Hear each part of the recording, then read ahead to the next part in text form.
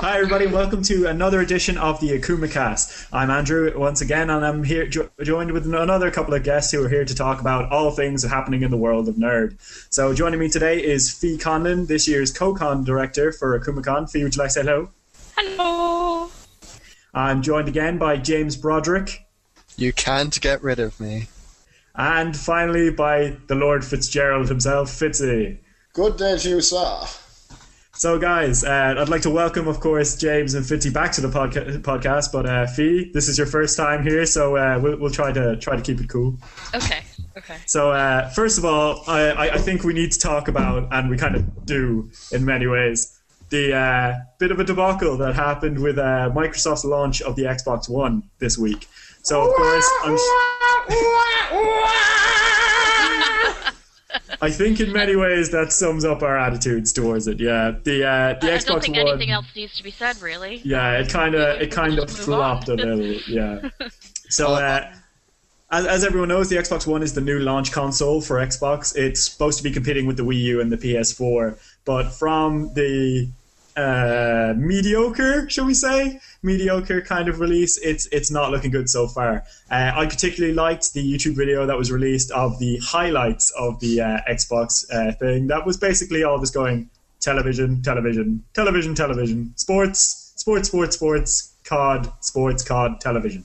Yeah, so it's not looking good for them. But I will open the floor now to you guys to see kind of what some of your opinions are. So, Fi, what do you think? Is the Xbox going to be as good as the PS4, or is it going to be a failure? Oh God, where do I start? Let's see. Okay, first of all, no backward compatibility. Seriously.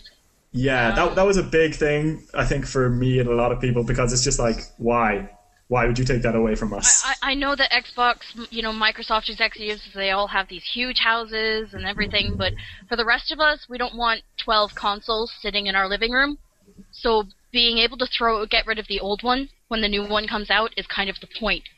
But when you can't use your old games, you have to hold on to that old console and keep it forever. Well, it's mad that they're just trying to kill the kind of secondhand market, because in a lot of ways the secondhand market is what have helped spread games as far as they have. Because I know when I was growing up, I had a GameCube, which meant not a lot of people had games, not a lot of shops sold the games, so the only way to get them was to trade or to buy secondhand. Exactly. So trying to kill that market, it's not going to work. The used game fee is just the most ridiculous thing I've ever heard in my life. Yeah, it's a bit mad. So James, I'll open the floor to you now. Give us a bit of your kind of feedback on this. Well, first of all, I feel I should remind people that the PS3 was the first console to not have backwards compatibility. They cut that out of it. I'm not saying it's a good thing. I think it's an awful thing. But just anyway. One interesting thing was that if you look at the stock market, Sony's stocks have shot up as of the Xbox release. You could actually see them going up as the talk was happening.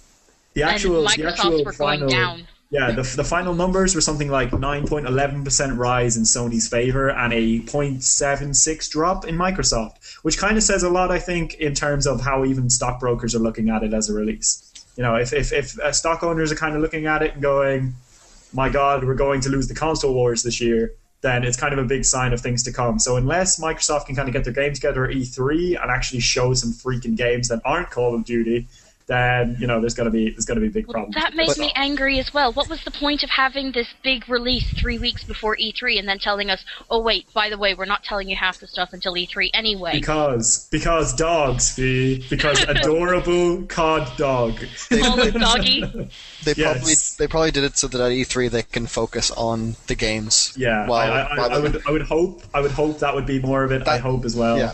That's my logic sense talking, where it's like hopefully they're just saving games for E3 and just wants to get the hardware out of the way. But the big thing, I think I'm really hoping that the new Mortal Kombat will be on the Xbox One, just because I will be curious to see how with Skype it's going to make things a lot more interesting, because when I pwn someone, I want to watch their face as they die. Or better yet, connect fatalities. Oh, that got brought into a whole new level right there. My hype sense is overpowered. But the good thing is, for everyone who does not enjoy the Xbox One, PC for life. Okay, so Fitzy, you now, I know, is a bit of a gamer. So coming from your point of view, how's this looking? It's a wee bit premature to say that's the last, how should we say, ditch effort from Microsoft, because again, like you gave the example there, I mean, it was basically COD, TV, and there wasn't Sports. You sports. Forgot about that. Yeah, I forgot about sports. Don't forget the sports, man. Yeah. And that, of course, is going to look, at the very least in the short term, bad if you really take your gaming seriously. And on top of that as well, and I'm showing my age here, but I remember when I was younger, the way you'd be able to, say, do you want to loan this game, man? It's really good. You share games with your buddies or whatever else, so you rent them out. Whereas this now kind of flies in the face of it. If you ask me, it's just. I looked at the the online policy of how you need one pass to play one game. That kind of ruins the whole idea of network sharing or anything like that. It's just not gonna it's gonna harm things in a lot of ways. Like it's no longer going to be fun in trying to lend a friend a game because you're gonna have to delete the entire thing from your hard drive, I imagine, before being even able to share. Yeah, I mean that's kind of look at if I can paraphrase Fi there. I mean. You don't have that kind of money just to be able to buy 12 of the same console, just to be able to buy, just to be able to play it on a different console or whatever else. It's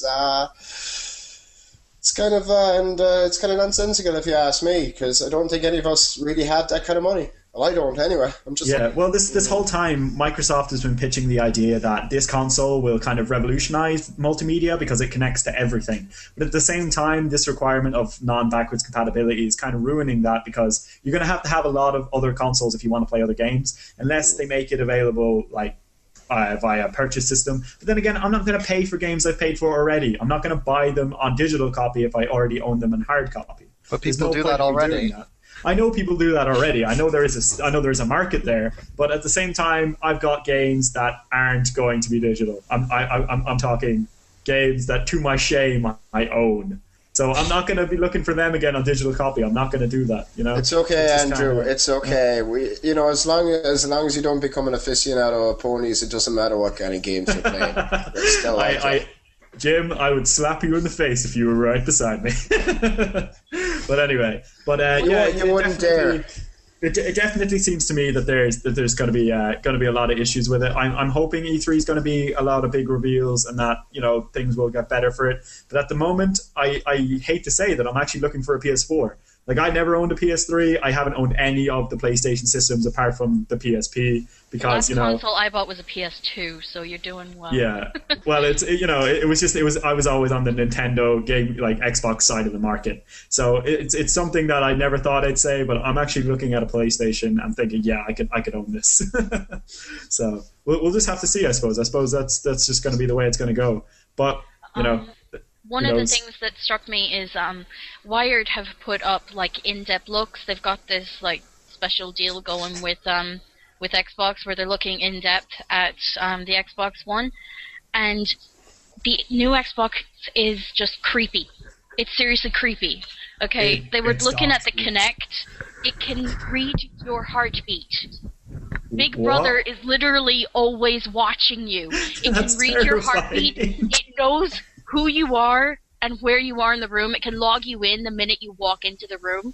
Okay, that is kind of cool. It knows when you pick up the remote control for the television. What? It watches what TV shows you're watching so that it can have a trending TV shows thing, so that you. I mean, it's watching everything you do. That's terrifying. In some ways, in some ways that's cool, but in other ways that's terrifying. But see, people. It appeals to people like me who believe technology is always the path forward and that we should embrace this new technology. You not the Terminator? Okay, James, I'll let you embrace the technology as it uses you as a naked battery in a load of fluid. Yes, I'm matrixing you. That's what's going to happen. It's okay. I'll be the one who helps the robots, which means they'll treat me better. Sure they will. Sure. Absolutely. I can definitely see Fi's point. I know when myself and Niall were watching this kind of break, the first thing Niall said to me was, "It stalks you." And I said, how? And he just goes, because it can. So I really feel that it's cool to have like the capability of a Kinect, but I don't know if any of you have ever played any Kinect games. They're awful. Like, there's some cool little fidgety bits, but aside from that, there's been no real Well, the thing is, they're using the thing. Kinect now as a kind of remote control. Yeah, that's what I was thinking. It has voice commands and everything in it. But so they're integrating it even more, and the fact that it has to be, you have to have the Xbox connected to the internet at least once a day. Yeah, what that's are they doing? What are they doing? They're checking us. They're checking us for everything. They're watching us. See, the one thing I want to see is someone who gets their life saved by the Kinect. They'll just be playing like Kinect Fitness, have a heart attack, the Kinect calls the ambulance, and it's like, yes, this is where the person lives, go save them now. And then you're saved by your Kinect, and then the Kinect becomes our new righteous savior. And leads our nation into revolution. And towards a better quality of life as well. I'm all too willing to welcome the Kinect into my life as my personal messiah and saviour. So, so it was written, so get the shall it come to pamphlets, pass. get the pamphlets, get the banners out, you're heading to Grafton Street. Right. So, of course, we couldn't really talk about the Xbox One if we didn't talk about new games that are going to be on the release. So, what we've seen so far is a new Assassin's Creed, which looks mildly good. We've seen the new Batman, which, in my opinion, looks amazing, but I'm a huge nerd for Batman games. And we've seen the new some of the new Call of Duty, which is Call of Dog. Oh, I actually didn't mention this at the start of the podcast, but of course, this podcast is sponsored by Akumakon, NUI Galway's anime and manga convention. Come to Akumakon. We're good, we promise. Also, this podcast is sponsored by the Wa Cafe Galway. Come and get food. Come, it's good. Yummy, we all yummy, eat there. yummy, it's delicious. But okay, now I'm gonna move ourselves to a little section I like to call Con Talk. We were hoping to have a different guest apart from James on the podcast today, but unfortunately, due to things, he couldn't be here. So, Fi, we're gonna direct it to you. So, Fi, on the last podcast, we talked a little bit to Jim and James here about their kind of con experiences and would they recommend going to conventions and what they kind of get from conventions. So I'm going to pose the same sort of thing to you. Like you've been going for cons for quite a while now. What in your opinion is kind of the ideal con experience? Drinking. I was not expecting that response, but okay. You were not continue. expecting that response. You talked to me at Con, didn't you? Yes, we have video footage of that for you, don't forget. For those of you who want to see that video, it will be up soon. So keep an eye on it. You can see me interviewing drunk Fi. It's amazing, I promise. I got drunk I started drinking the minute I got there on the Friday, and I stayed drunk until Sunday evening. It was fantastic. That's impressive. But Fi, for a person who's never been to a con, would you recommend going to a convention sober? Perhaps. Yeah, no, there's loads and loads to do at conventions. Obviously, it depends upon the one you go to. There's usually something to appeal to everyone, though.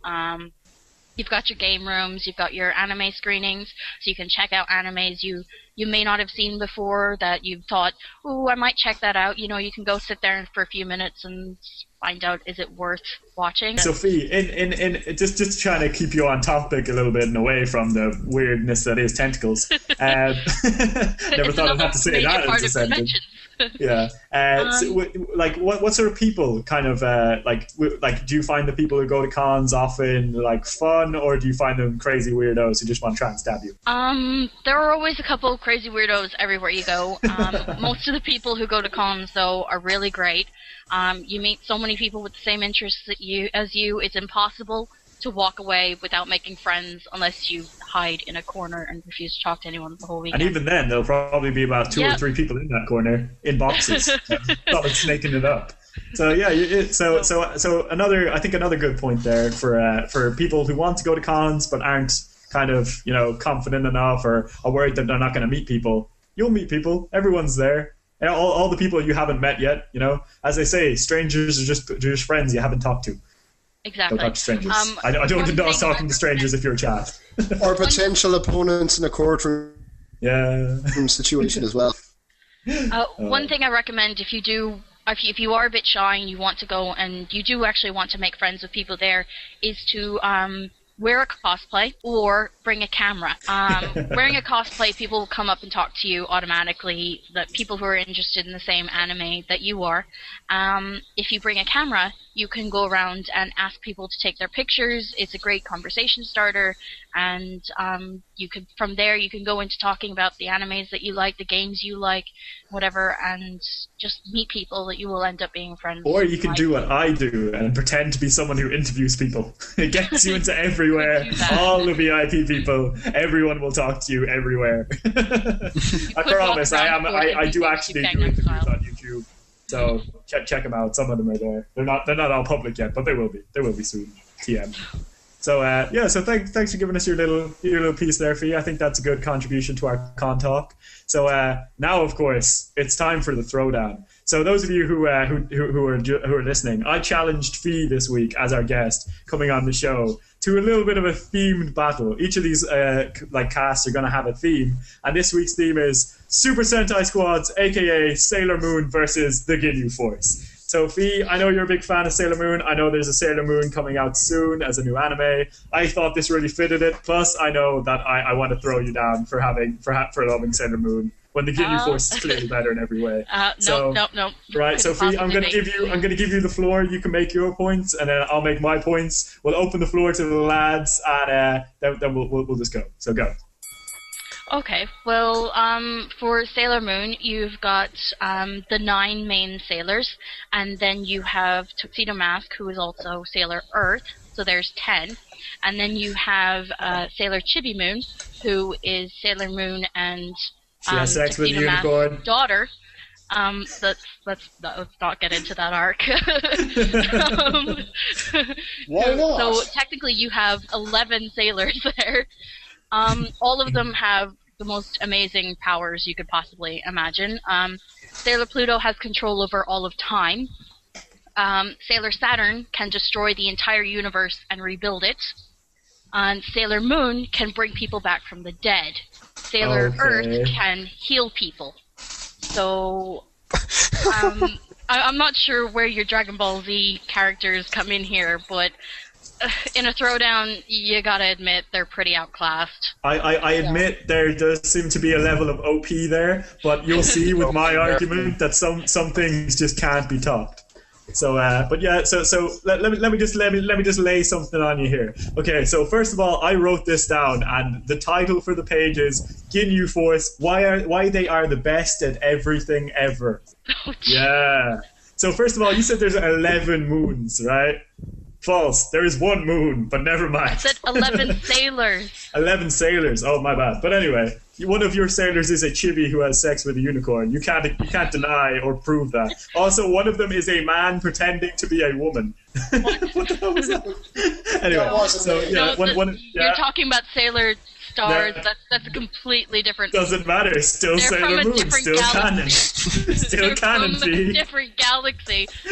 Okay, and so let me firstly start with the Ginyu Force are trained soldiers from Dragon Ball Z who are mercenaries. The sailors are schoolgirl aliens, and Tuxedo Mask is a rapist. So yeah, okay. So you've got a squad of highly you've got a squad of highly trained soldiers against a bunch of schoolgirls, right? Highly trained schoolgirls with superpowers. Highly trained schoolgirls with superpowers, fine. Right? We see that not only are the Ginyu Force quite a contained unit, there being only 5 members, but they are also not racist. The Ginyu Force are made up of people of all races and creeds. Hey, we've got people from different planets here. How more widely diversified could you get? Doesn't matter. We have a Guldo. Have you seen what Guldo is? He's short. He's green. He's got 4 eyes. Anyway, they work together as an extremely powerful unit. Guldo has psionic abilities. Rikum is kind of the high endurance guy. Berther has incredible speed. Jeese has Kai Blast techniques, and Commander Ginyu can steal your very body if he thinks you're stronger than him. They all have their own unique team attacks. I will give you one now. The Ginyu Storm is the whole team all-together attack. Does the sailors have their own unique special attack all put together? Yes. No, they don't, I imagine. Do you know why? Do you know why? I imagine because I have no clue what Sailor Moon actually does. Right? The Ginyu Force not only are a highly constrained, mentally forged unit, they actually maintain a sense of camaraderie. You don't see any of these guys infighting. You never see them threaten to take down another one of their unit. They play rock paper scissors before they start matches. They bet candy on their matches. They even embrace Riku's gay side and allowing him to pick out certain dance poses that he got from his dance classes, which is kind of that's how he learned. Doesn't matter. The Ginyu Force has it much harder. They're alien gay people. So are the sailor soldiers. Right. So anyway, right. So Riku learned his superhuman endurance through dance classes, which is why they embody their crazy posing, which some of them they say stole from Sailor Moon. I think they didn't. I think Sailor Moon stole them from the Ginyu Force. So in conclusion, the Ginyu Force are the greatest in everything ever. And even managed to go on to come back to life for no adequately explained reason. They don't need reasons, they just are. And so yeah, in your face. So guys, I will open the floor to you and who you decided won that. So James? Can I make one more point? Fine. Sailor soldiers can teleport. Don't matter, got Ginyu. Right. James, who won? I have a question first. Yeah. Yes, okay. Doesn't the ability to bring people back from the dead make healing people slightly redundant? Yes, it does completely. Couldn't you just let everyone die and bring all them of back? my team have abilities that complement each other. Guldo can stop time as long as he holds his breath, which is kind of useless. But when you consider in Bertha's extreme speed, there is no need for him to do anything, which is why he can remain a short, fat guy and not a buff Superman. Yeah, we take in all types. So yeah, that's answered for me. Right, well, dying is quite unpleasant, so why would you leave someone to die if you could heal them first? Because Dragon Ball. Right, Fitzy? Who do you think took this one? Oh god, I'm going to have to go with Ginyu Force as well, because for one reason, well actually for two reasons. One, I wouldn't be able to show my face in broad daylight if I was even admit to watching more than 5 minutes of Sailor Moon. And with that as well, Ginyu Force... Girls in very short skirts. No? Doesn't matter. Very short skirts. Yeah, I see enough of those in real life. I know, but come here, Dave. Oh, okay, but at the same time, there's way too many primary What about the colors. naked transformation sequences? Doesn't matter, Fee. Doesn't matter. Completely androgynous. So I think, in all fairness, what kind of person do you think I am? Not Right. So James. So James, in your opinion, in a straight up fist fight, who will win? Trained soldiers or magically powered schoolgirls? Wait, me or Fitzy? You, Fitzy. Well, like on the one hand, highly trained soldiers, but on the other hand, the ability to remake the universe. I mean, it doesn't matter. But James, it's a fight. Doesn't matter. Just reset the entire universe. Doesn't matter. Have Ginyu. Ginyu just steals your body, changes the universe, so that the Ginyu Force win. Doesn't matter. Got Ginyu. That's some strong logic there. Yes, it is indeed. Right. So Fitzy. As a matter of fact, he's after dropping all this change everywhere. Yes. I accidentally dropped my ball bearings. They kind of scattered. Anyway, but so Fitzy, same question to you. Highly trained schoolgirls, highly trained elite soldier force. Well, the whole power of remaking the universe, I suppose that could, it's the whole Meshuggah thing of destroying, erasing, and improving. But then again, highly trained soldiers, and it's a tough one to call. Hang on a second, I'll get a 50 What about the power to control time? Guldo has that too. Really? Yes, he can stop time as long as he's holding his breath. More than enough time to kill the Sailor Moon. Pluto can go back in time to before they were born and stab them in their mother's womb. They wouldn't do that. Do you know why? They're not highly trained elite soldiers. They're freaking schoolgirls with morals. Yeah, Fee. Yes. Your own argument relies on them being psychopaths, but they aren't. They're just regular people. The Ginyu Force, they will happily kill children and do. So I will take a vote. Who votes that the Ginyu Force won? Me. I'm going to vote that the Ginyu Force kills the Sailor Sentai, but then Tuxedo Mask finishes the job. Okay, I will concede the Tuxedo Mask might win slightly-ish. But that is still a win for the Ginyu Force. The least Through powerful sheer of all of the Sailor Soldiers. fabulosity. Yes. Wait, are you saying the Tuxedo Mask is more fabulous than the Ginyu Force? Have you seen the rainbow-colored Ginyu Force? Yes. Have you seen their inane poses and unbelievable dance moves? But do they have capes and top hats?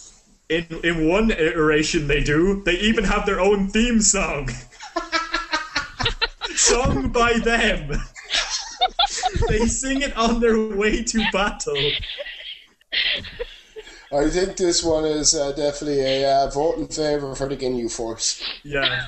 As a matter of fact, so much so I'm going to do the polls right now. You can't see it, but it's just after being done. Right. So, it doesn't really matter.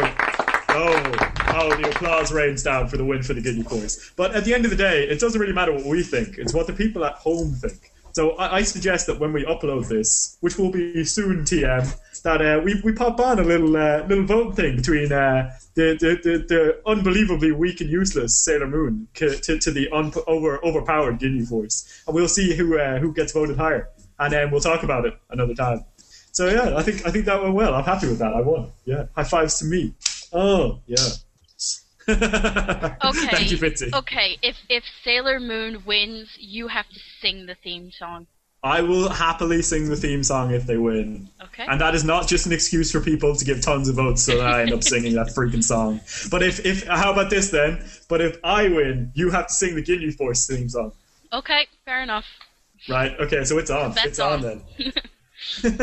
And tell you what, Right. lads, as well, I actually I'll record a cover of both the teams, the Sailor Moon and the Ginyu Force song as well, and I'll send them on to you as WAVs, and then we can put aside a night where we can actually record the whole thing ourselves. Right, that sounds good to me. I think we can do that. That will be on the Akumakast special release CD. Oh dear. We got cut short a little bit here when last week because James allowed John to hop on to the podcast, kind of screwed us up a little bit, but it's fine. It's fine. We can do this again. So last week I brought up the topic of what we were watching in anime and the idea of animes that have been cut short and animes that have been left go on too long.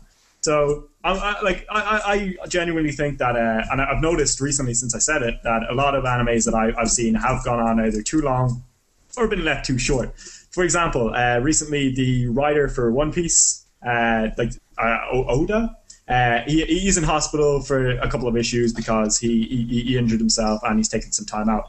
And when I first read this, I was like, oh no, my One Piece. What will I do without my One Piece? And then I realized, the guy deserves a break. He's done, 600-700 extra ones, and it's kind of nuts. So I will agree. The disease he's suffering from, the thing he has a problem with, another name for it is Quincy. That's nuts. Is that for real? Yes, that means it's tight Kubo. He's not satisfied with killing his own manga. He's trying to kill other ones as well. That's bad. But we hope the guy gets better. Of course, all of us here at the Akumakast, we are big fans of anime and manga, and it's despite everyone's arguments against One Piece or for Bleach or whatever. At the same time, they did do good work. They got us to where we are today, and hopefully he'll get better soon. So my hopes go out to the guy, and if he ever hears this, which he probably never will, but still, good luck, dude. Hope you get well soon. I want to see how this arc finishes up anyway. But so speaking of long-term kind of things that have gone on too long, Fairy Tale, too long or too short? It has not gone on too long. The next arc that's on in the manga right now is actually the best one that's ever been written, in my opinion, and it's really unfortunate that it hasn't been put into anime yet. I was actually wondering was Fairy Tale still going, because I know you said to me actually recently that they came to a conclusion. Yeah, they ended it and they had a wrap party and everything, but the last episode said to be continued. And the mangaka himself said that it was not the end. So presumably they will be picking it up again at some point. All right, okay. So guys, I'm gonna send this to James first. James, have you noticed any anime you think have been too long or too short? Yes. But enough about my ranting of too long. I'm going to go with too short. Right. Angel Beats. I will have to agree in a big way with Angel Beats. Anyone who watches that show will know that show had a really good setup, was going really strong, and then it ends in like 2 episodes not explaining anything at all and leaves this giant hole where so much more could have been filled in. Now, granted, they're apparently working on a visual novel following the story of Angel Beats that will extend on, provide more endings and more information on people, but that was after it was released and has not been mentioned since. We never found out who oh god, what's the name of the blonde guy? TK. We never found out who TK was. TK was the greatest character. We can never know because nothing can live up to him. But TK was the greatest character. He's better not being explained, I think. From the moment of his appearance, he is my favorite, hands down. Just because of who the hell is this crazy Guido? But I remember when we were discussing doing a fan dub of Angel Beats, we were trying to debate how you could portray TK. So the only solution was to leave him in Japanese. Just do entire Japanese for TK, so that way no one still understands him, but he's still kind of TK. Crazy. Yeah, but I think it would work. Also, kind of related to when you were mentioning earlier, believe it was just a couple of months ago, the writer for the Zero no Tsukaima light novels actually passed away. And that series is still ongoing. There's been anime done of it, but they were on 22 of about 26 estimated light novels. Yeah. And now no one knows what's going to happen because he stopped for a while out of sickness and then came back and then he actually passed away. So... yeah, that's quite shocking. But I know I read a manga quite recently called Heads, and it was a story about a guy who gets a brain transplant, and the transplant he gets is from a psychopath, and slowly but surely he develops a split personality with this psychopath, and eventually goes on to do what psychopaths do best. But it was quite dark in the sense that towards the end of the I think it was only 12 chapters. Towards the end of the manga, you got to the point where the character is considering just ending his own life so that he doesn't have to hurt other people. And it's quite dark. It's quite it's quite eye-opening when you're reading it. But it was odd towards the end of it because the author had included a short message in the end that kind of said that he himself was actually dying. He was dying of a terminal disease at the time when he was writing it. And that kind of explains the kind of dark ending towards the manga. And I think that something is kind of underappreciated is that in some cases these mangaka have been writing for a long time, and when they're when they're getting older, if they're getting sick, they will tend to incorporate some of their own ideas into what death is and what happens in the afterlife.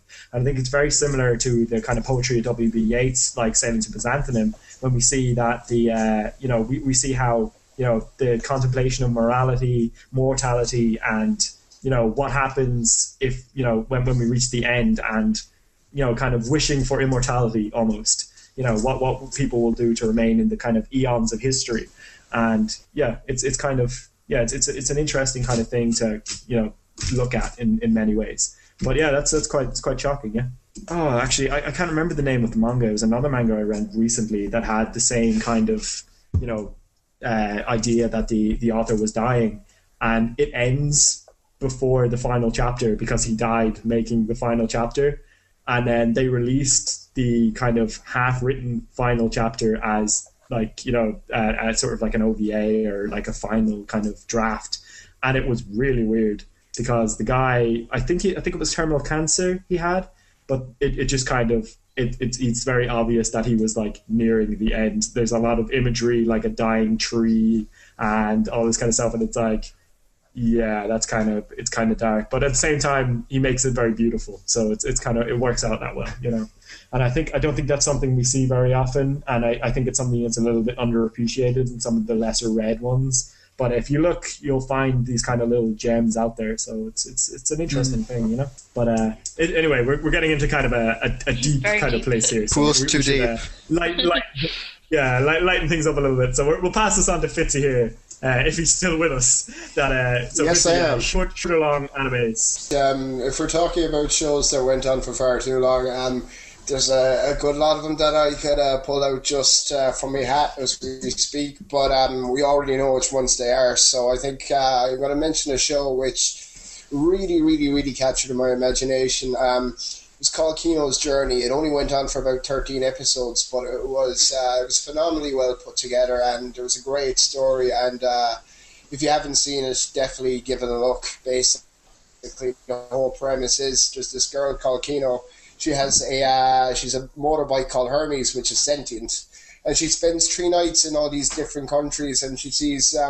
It's actually a fairly heavy watch as well, because. It does, how should we say, deal with people not as characters but actually as real people. For instance, there's an episode which really kind of sums up the horrors of war in a way. It's called A Peaceful Land. Basically, it was in that episode there was it was basically an unarmed army which were going up against this hyper-trained army, and as a result of that. Casualties, the casualty level was through the roof. But insert shocked face here. Pretty much, But with that said, it was 13 episodes, and it kind of, they left it. They left the last episode. It was kind of, it was open to interpretation, because it was basically she was thinking, should I spend another few days here, because she had to spend 3 days in every country before she was allowed to move on. But and it just kind of ends like that, and you're thinking, you know what? I'd actually like to see more of this. I'd like to see more of Kino's adventures. Okay. I like another thing that really bugs me is not when something is cut too short or left too long, but it's when an anime has a really bad ending. Like when something is just awful. Like I was I had a friend of mine recently introduced me to Full Metal Alchemist. And I had been watching the regular Full Metal Alchemist episodes until I was spotted watching it and dragged from my chair quite unceremoniously, sat in front of another laptop and put in a DVD and told, watch this now. And I have to say, I've watched all of Brotherhood now. I've watched it through and through. And I have to say, possibly one of the best endings I've seen. And from what I've been told, the other kind of, Full Metal Alchemist ending is quite bad. I actually haven't seen all the way to the end of it, but I'm hoping one of you have. So, Fi, do you actually know the ending for this? I watched it a few years ago, and I kind of blocked it from my mind. Be careful of spoilers, I suppose, in this kind of section. I can't remember much of the details. I know that it pretty much ended on quite the cliffhanger, and then it was continued in a film, which was so painful I nearly cried just from how much of a disaster it was. So almost like when I watch Oran High School Host Club in live action. No, that's good. That's good. You just need to appreciate really tacky bad taste. Yeah, that's it. Appreciating bad taste. It's always good. Right, okay, let's do this. From the top, Fi, worst anime ending without too many spoilers. Fruits Basket. Just it's compared to the manga. Just the anime ending is just a complete disaster. It cuts off way too early. Doesn't explain most of the things. Leaves a bunch of plot holes, and just the ending for the manga is so beautiful and heartwarming that it feels horrible watching the ending of the anime. I think everyone can kind of feel that resonance when they see a series they love end really badly. I had a case of that recently where my brother is a huge Naruto Shippuden fan, and I recently bought Naruto Ninja Storm Ninja Storm 3 I bought, and finished the story mode in front of him, and he said to me, does this have the end of the war arc that's going on currently? And I said, I don't know. I don't think so. It was released before the kind of Toby spoilers and all that kind of stuff. And we watched the ending together, and he got so mad simply because at the end of the game, Toby / Madara just goes, yeah, I'm leaving. goodbye, and just leaves, and that's the end of the game. They didn't have any ending planned. It was just, yeah, good job, you finished the game, go home. Like, they unlock all your characters, give you all the bonus stuff, but at the end of the day, it was just a bad ending, and it was like, oh, it leaves a foul taste in the mouth. But, sounds like most of the shonen fillers. Don't say that just yet, because I'm going to move that on. I'm going to move on now to James. Worst anime ending ever without too many spoilers. I actually don't know, because see, what I find is that an ending at least provides some satisfaction. What I have a problem with is I'm someone who enjoys bad. I enjoy mediocre shows. I enjoy terrible movies. The problem with mediocre shows is the dreaded cliffhanger ending, where things are left unresolved and the show never gets taken up again, and it depresses the hell out of me. Right, give me a good example. For example, Otome Yokai Zakuro. There was a show on about 2 years ago. Myself and Owen Wincup watched it while it was airing and enjoyed the hell out of it. It's kind of a mixture of old-time Japan mixed with demons and Japanese mythology, and kind of soldiers having to work with demons to who aren't evil, just to kind of show that, the mythological creatures aren't evil, aren't to be feared. It's like this rom-com. Yeah, again, rom-coms. Yeah. And it ends with like all this character development, all of these little secrets hinted at, and then it's never talked of again, and the show never got picked up again, and the manga stuff being written, and everything went to hell, and now I will never have the ending I wanted. You'll never see your ending. You'll never know. That's also why I despise the fact that I enjoy rom-com anime so much, because they will always end with the ambiguous cocktease ending, where it's like, will they get together? Won't they get together? We'll never know. And I just want my conclusive ending. I want the happy ending where everyone ends up together and everything is resolved. Finding out here that James Broderick is a big hopeless romantic. Everyone. I will point out right now, I've made no effort to hide this fact. Yeah, I have terrible taste and enjoy having a terrible taste. But all I'm going to say here is School Days, Nice Boat. Nice Boat's an amazing ending. I don't know what you're talking about. Or Nice Train. We're not going to talk about it, but yeah. Have you seen Nice Train? No. Google it. School Days, Nice Boat. Just look up School Days, Nice Train, Andrew. You'll enjoy it. Okay. But all right, Fitzy, your turn now. Best anime, worst anime ending. Let's go. Ooh, I'm going to have to actually agree with you that the ending to the original series of FMA was a serious, how should we say, it was a falcon punch to the fields, and not the good kind of falcon punch to the fields, if you know what I mean. Oh. But it was a disaster. Yeah, I know. It was just. I'm not ashamed to say that I did shed a tear or two. Mm-hmm. You see, but for a good ending, then I don't know. I mean, it was a case of one of the better endings had to be Black Lagoon, because you could actually, other than the fact that one of the characters had to commit suicide because she was what should we say, she got up to some fairly dodgy stuff. But other than that, though, all the rest of the characters just kind of gave across the impression that, what the hell, let's live to fight another day. There's more adventures on our way, So, I don't know, really. It's but then again, it has been quite some time since I've actually watched those as well, and I really need to get myself back up to speed. So yeah, another kind of understated anime and manga that people should just have a look at if you're curious to that kind of thing. But speaking of Berserk. There's a manga that's never, ever, ever gonna end, ever. Berserk? Ever. What's your problem with Berserk? Berserk is fine. It's been going on twice as long as Bleach, and it's 20 volumes shorter.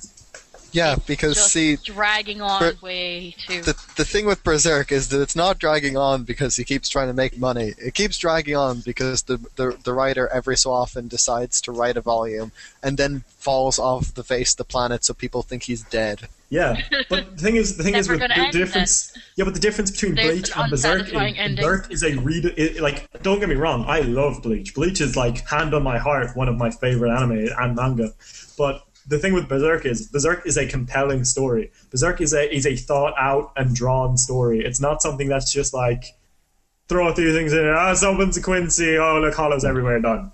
It's not something that works in arcs. Well, it does have its arcs, but all of its arcs are central to a key theme that continues ongoing. And it's like, you know, if anyone who's read Berserk, you would be crucified simply for saying that it's too long. It's not. It needs to keep going. Please keep going. Ignore her. It's not long enough. It's not long enough. Trust me. He needs to finish it up before he gets too old to hold. No, because if he dies writing Berserk, it will be the most beautiful ending to Berserk ever. That the guy just straight up died before finishing the horror that it is. Like I don't know if you read recently for the Galway the Galway Japanese Film Festival, they had a review of Berserk's third movie, Gold Arc 3, and I don't know if you read the review for that was in that little pamphlet they gave out, but it described it as one of the most terrifying, like blood-filled gore anime of all time, and it's true to its name. Like, it is terrifying. It's amazing how kind of compelling it is with. Like, at one point, everyone shudders at the word monster rape. Berserk brings monster rape to an entirely other level. I mean, entirely other level. Like, if it's don't get me wrong, it has its moments, but check it out. Everyone go read Berserk. Everyone. Yeah, it's got everything. It's got all everything ever. Like, don't get me wrong, it's got everything. I mean everything. So anything you're into, start watching Berserk, but including musicals as well. If you've ever seen The Fando, or there's this video that was actually put up online there ages ago. It was basically just the actual voice actors mucking around in the studio, and for Griffith, it just gave him this sort of this kind of Broadway singing voice, and I swear with my hand on my heart, if you have a couple of minutes free time, definitely check out any of the outtakes from the Berserk dub, because you will be rolling on the floor laughing, and that much is a guarantee. Yeah, it definitely seems like quite a good voice cast put together. I know I was quite impressed when I first kind of heard it. So I'll check that out. I'll give that a watch. Hopefully everyone at home will as well. Of course, I've been watching reruns of Dragon Ball Z for the ever powerful Ginyu Force. Ginyu Force don't have their own musical. Yes, they do. Yes, they do. They're in the process. I am in the process of writing one. I will perform it on stage at Akumakon. Come to Akumakon. No, you won't. Oh, yes, you will. No, yes, you will. Oh, yes, you will. That was what I was going to mention. So, no. I'll pop it in there. The ghost is back. So just to remind everyone, this podcast is sponsored by Akumakon, Galway's anime and manga convention. Sponsored by the Wa Cafe, and it's also haunted by the ghost of con director Future. Yeah, haunted by our con director. But oh god, it's happening. But I just wanna point out that myself and some of the other guys here, well, one of the other guys here, Fitzy, are going to be attending a few of the conventions this year. Hopefully we'll be performing in one of our panels at BroCon. So if you want to come and see some good comedy, read a bit of bad fan fiction with us, and come have a bit of crack, come to BroCon this year. And we'll have maybe in future have a few guests on from BroCon who can give us a bit of a lowdown on it before we head away. And we will be doing an in-person podcast there, so whoever's around, if you want to come be in one of our videos, come along, hang out with us. We'll be filming down there, so keep an eye out for us. We'll be the guys probably screaming loudly about Berserk and singing Sailor Moon theme song. And breaking into the Ginyu Force pose nearly every 2 or 3 minutes. Yeah, every now and again. Just keep an eye out. So, okay, so Fi, what are you watching this week? Doctor Who. That's not an anime. That's not a Chinese cartoon. Get out. You didn't say it had to be a Chinese cartoon. Fine. I've been rewatching the rebooted Doctor Who. And once I'm finished up with that, I'll get back into watching some of the animes I haven't been able to watch because of college. Yes, all of the Whovians in the audience. I want all of you right now to look outside of your windows, look up at the sky, and curse the name of Fi. Just do it. Just do it right now. I want all of you collectively to do it. I want it to be like the episode with children when they're all staring at the sky. Oh, wait, sorry. I think that was Torchwood. Over! Oh, that Breath could and Six kill. That Facts. would be a mistake. It was so subtle. I let into it. But, all right, so James, what are you watching this week? I've been watching bad sci-fi movies, Arrow, and Bento. So I have been watching something anime. As someone who watches Arrow, my brother is a big fan of Arrow. Shout out to my brother. So Arrow, explain why. Arrow is amazing. Is it as good as Injustice, the video game? I don't know. I haven't played Injustice. Fine. Well, Arrow, right? Arrow is supposed to be the story of Green Arrow, but he acts more like the DC canon of Green Arrow's son, in my opinion. So, for someone, have you read the Green Arrow comics? Nope. Fine then. Jesus, enough of this argument. No, just cut that out. But right. So, as someone who hasn't read the comic books, does it reveal a compelling story? I think so. I've been really liking where it's going. I like the slow reveal of what happens on the island. I like the action. It has romance. It has manly men doing manly things. I don't know what more people could want from this. It even has archery. It really sounds like Fist of the North Star in this man's opinion. Right. So in anime terms, what have you been watching? You're saying you're watching Bento. Oh, right. One of my favorite anime of all times. Okay, Fitzy, what have you been watching? I went back in time completely, and I actually ended up watching the full-length version of The Adventures of Ultraman from 1981. That is beautiful. It's cheesy. The soundtrack is basically all synths and what have you, and the dubbing is pretty poor. But that's how I really have always had a soft spot. It works. I know some old Japanese TV shows work best just by the dubbing. If anyone's ever seen Monkey's Journey to the West, what's some of the other ones? Japanese Spider-Man. Any of these shows? That's not the dubbing though. That's the subtitles. Well, the dubbing and the sub work both quite as well, but definitely Monkey's Journey to the West for the dubbing is amazing. It's amazingly bad, which makes it amazingly funny. It was deliberately bad too. It's true, but you know. I don't know. I mean, yeah, and that theme tune as well was rocking. Monkey magic. In the original Ultraman, can Ultraman still grow to a giant size and fight monsters? Oh yes, he can. I've seen the Ultraman Super Nintendo game where you can perform crazy wrestling moves on giant monsters, and it's quite amazing. That's the one, alright, yeah. Well, actually, to be fair, the Adventures of Ultraman, it wasn't live action. It was actually taken from the cartoon series that came out in I think in '79. But it just got an American studio then. I mean, there's two different versions. One which was a full-length movie, and then there was like the Further Adventures of Ultraman, which was just like OVA. You know, I mean, back in the early '80s, there's a lot of OVAs put out just by small companies who are just it was right around the time. It was right around the same time that stuff like Transformers started making its appearance on TV around the world, and I guess people's diets for huge robots and all sorts of slightly ridiculous, but at the end of the day, absolutely unreal kind of plot points. It really, I mean, that was the stuff I grew up as a kid, anyways. And well, as a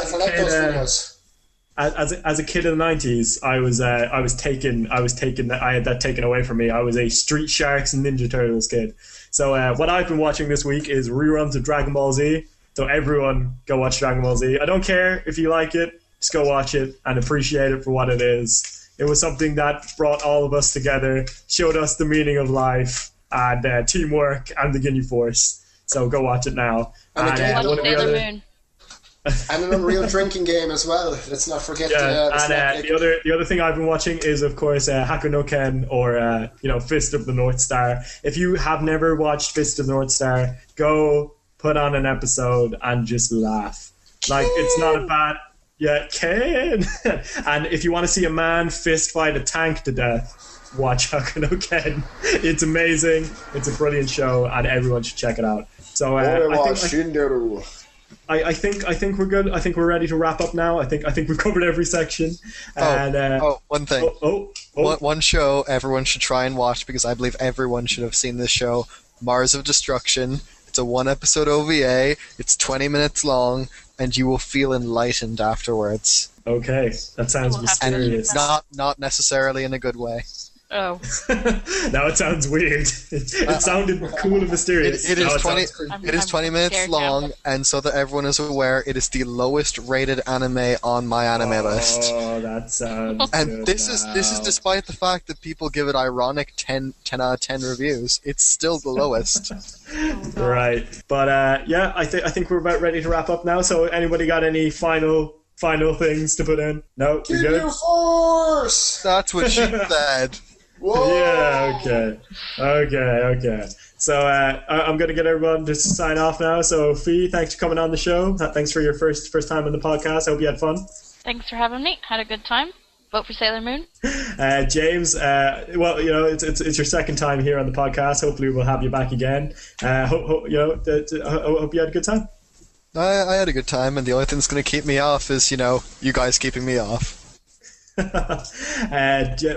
Fitzy, as ever, it's been a pleasure. I should see you again soon. For those of you who aren't aware, me and Fitzy, Brocon, Man of Action panel. Be there. Be square. Be with us. Or else I'll come for you. Mute me, Niall! Mute me! And of course, myself, Andrew, as ever, your slightly bemused host at all of this madness. I hope you guys have enjoyed another section of the Akumakast. As always, keep listening, keep posting us on Facebook, talk to us on YouTube, and if you want to, come say hello to us, just keep an eye out. We'll be at some of the cons. The next cons we'll be attending is of course BroCon and ArcadeCon. If you want to come say hello, or you recognize any of our voices, come say hi. We'll be sure to wave hello and then run away like scared cows that we are. So this has been another Akumakast. I hope you all had fun. See you next time. TTFN, and have a good time.